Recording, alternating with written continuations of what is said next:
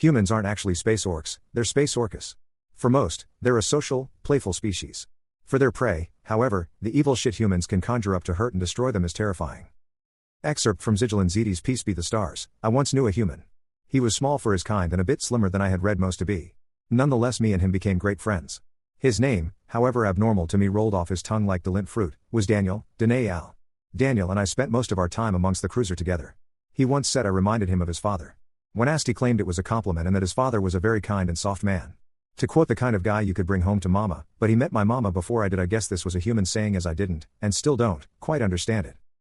Me and him shared stories and talked about general life philosophy over games of Plio and a human game that he taught me called chess, CHES.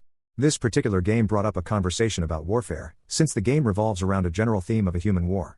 During this conversation I found out that Daniel had been a warrior during the last war of Earth, known in their history as War of Unity. If you ask Daniel, he would say he is still a warrior, although his fighting days are behind him. He used another saying I don't understand at the time: once a Marine always a Marine. You don't ever get the Marine out of the man. Ever. He told stories of the battles he participated in and some about battles he didn't fight in but helped out in the aftermath. He did admit that he kept the more chilling stories from my ears. I didn't press further. I know warriors carry their own war within.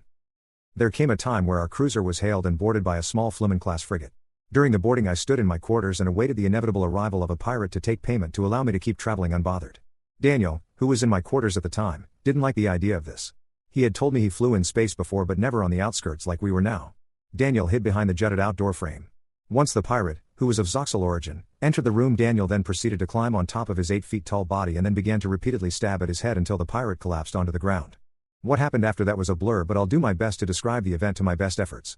Daniel then proceeded to pick up the Zoxal's firearm and asked me how to work it. After I responded with silence, he then figured out how to fire and refill the weapon in a matter of seconds. Then exited down the hallway and, do what I can only accurately describe as, waged a one-man war against the pirates. That lasted about 5 minutes before they retreated back to their ship, still under fire from Daniel. I cannot describe in this book exactly what Daniel did and how he did it. To even attempt would be to do it an injustice. I have read that humans saw war as a form of art. Daniel confirmed that knowledge. He fought like no warrior known to me. Used tactics I hadn't seen, used objects as weapons in such a way that I will never see them the same again. I now understood what he said before about once a Marine always a Marine. In humanity, once you learn how to fight, you're a warrior.